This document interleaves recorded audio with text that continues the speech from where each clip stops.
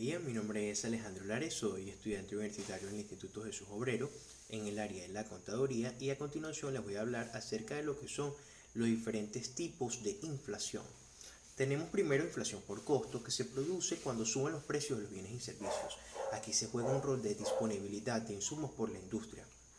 Es decir, cuando suben los precios de las materias primas, por ejemplo el petróleo o los metales, los productores aumentan sus precios para conservar sus márgenes de ganancia.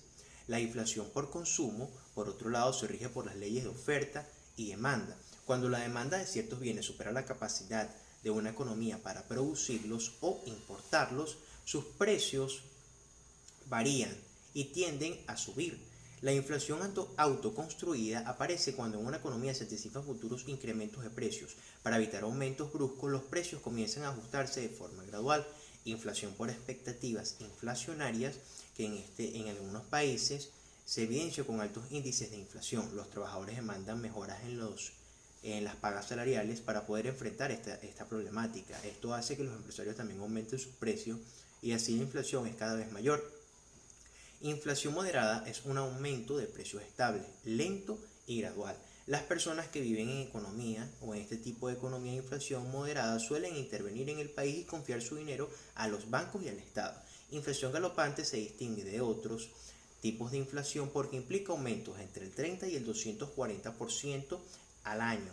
Esta subida de precios tiene como referencia un índice promedio o una moneda extranjera, dólares o euros o en otro tipo de monedas. En este caso, los ciudadanos no confían en su propia moneda nacional e intentan quedarse solo con lo necesario para poder vivir y subsistir.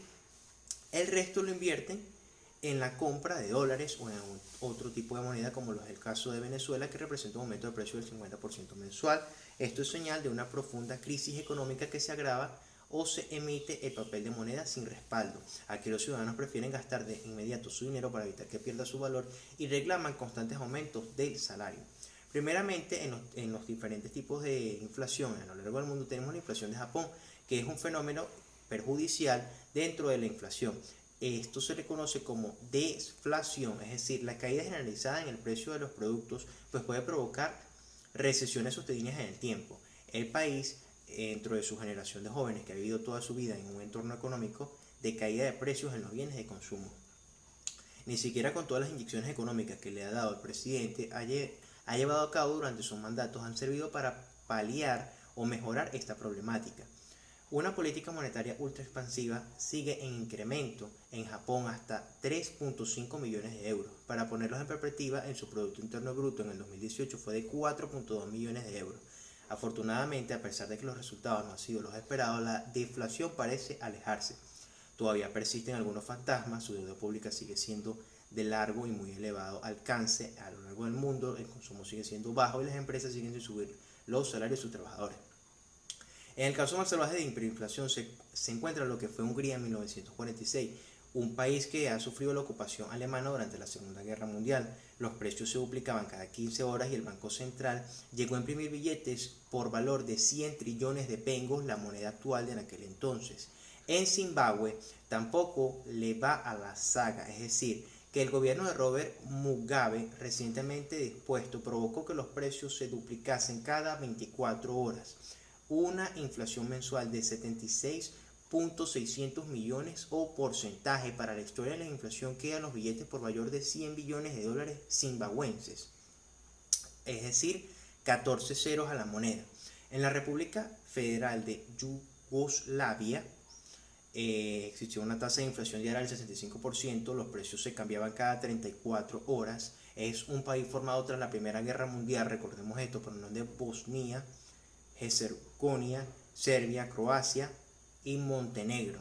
La crisis económica y política de la década de 1980 degeneró en guerras que acabaron dividiendo al Estado de vuelta a las naciones originales. En 1992, solo Serbia y Montenegro quedaban unidas a la República Federal de Yugoslavia. Drenado por el conflicto y la pérdida de mercado interno, el gobierno empezó a imprimir dinero para llenar sus arcas. El gasto público descontrolado, la ineficiencia de la corrupción y las sanciones de las Naciones Unidas en 1992 y 93 empeoraron el problema. A inicios del 94 los precios subieron a un 333% millones al mes. La gente se apresuraba a gastar su dinero en cuanto recibían los salarios y mucha gente de Serbia compraba sus suministros en el país vecino, que era Hungría en aquel entonces. Desanimados por varios intentos de control de los precios, los agricultores paralizaron su producción. Y en el caso de Venezuela, recordemos que desde el 2013 en adelante, el gobierno venezolano no ha tomado medidas con el creíble aumento de inflación que ha tenido el país, desde tomar medidas poco ortodoxas hasta generar un aumento en la economía venezolana de casi un 300% y más, donde Venezuela representa uno de los primeros lugares en la tasa inflacionaria a nivel mundial de todos los países latinoamericanos y del mundo, ya que no toma medidas concretas o correctas y el tipo de inflación es galopante.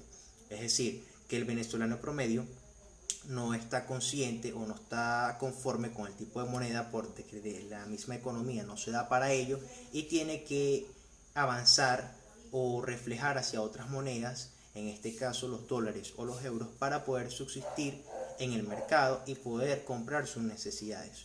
Muchísimas gracias.